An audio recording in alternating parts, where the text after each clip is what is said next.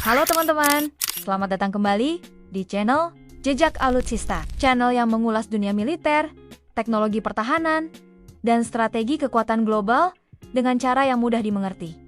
Pernah nggak sih kalian bertanya, kenapa Indonesia, negara sebesar ini, belum punya senjata nuklir? Padahal dari segi wilayah, penduduk, bahkan potensi sumber daya, Indonesia bukan negara kecil. Hari ini, kita akan bahas secara lengkap kenapa Indonesia sulit dan mungkin tidak akan pernah masuk ke dalam klub negara pemilik senjata nuklir. Nah, pertanyaannya, apa itu klub nuklir? Kita mulai dari definisinya dulu. Klub nuklir merujuk pada negara-negara yang secara resmi atau diam-diam mengembangkan dan memiliki senjata nuklir. Negara-negara ini disebut juga sebagai Nuclear Weapon State berdasarkan perjanjian internasional seperti Treaty on the Non-Proliferation of Nuclear Weapons tahun ke-1968. Anggotanya cuma 5 yang resmi.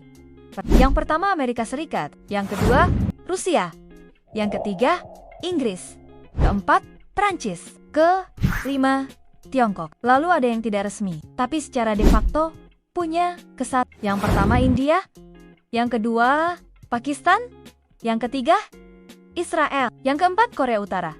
Lalu kenapa Indonesia nggak ikut? Nah, ini dia pertanyaannya. Ada 5 alasan utama kenapa Indonesia belum masuk klub ini. Yang pertama, Indonesia adalah negara non-nuklir berdasarkan NPT.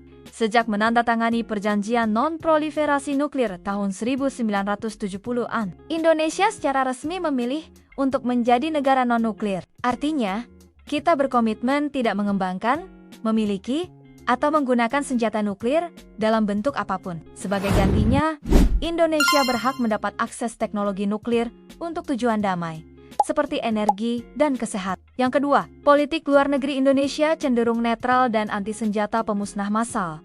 Secara prinsip, Indonesia menganut politik luar negeri bebas aktif. Kita tidak berpihak pada blok kekuatan besar, dan secara konsisten mendukung perlucutan senjata global. Indonesia juga aktif di berbagai forum internasional, termasuk konferensi perlucutan senjata di Jenewa dan gerakan non-blok. Maka dari itu, mengembangkan senjata nuklir akan bertentangan langsung dengan identitas politik luar negeri kita.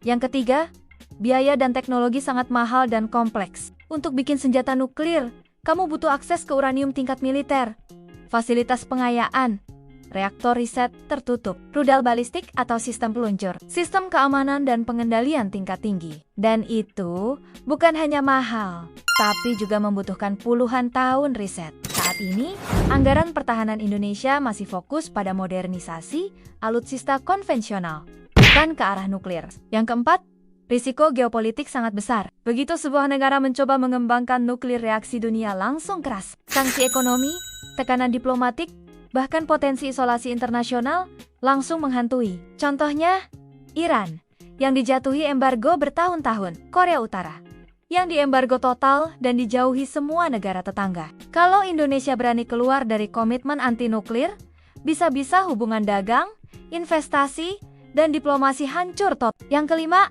Indonesia sudah punya jalur lain untuk kekuatan strategis. Indonesia memang bukan negara nuklir, tapi kita punya posisi geografis yang sangat strategis. Kita ada di jalur Alki, punya ribuan pulau sebagai garis pertahanan alami, dan bisa mengembangkan teknologi konvensional strategis seperti rudal jelajah, satelit militer, serta drone serang. Dengan ini, Indonesia tetap bisa membangun postur pertahanan kuat tanpa harus punya senjata nuklir.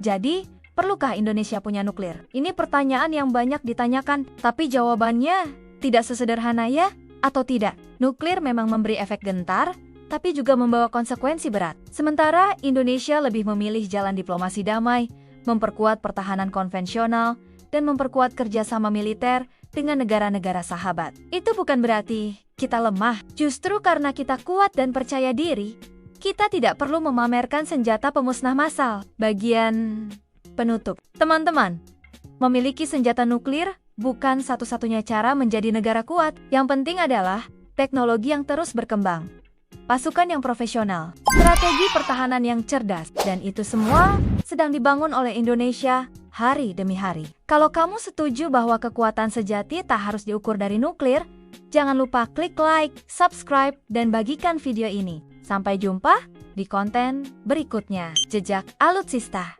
Pamit.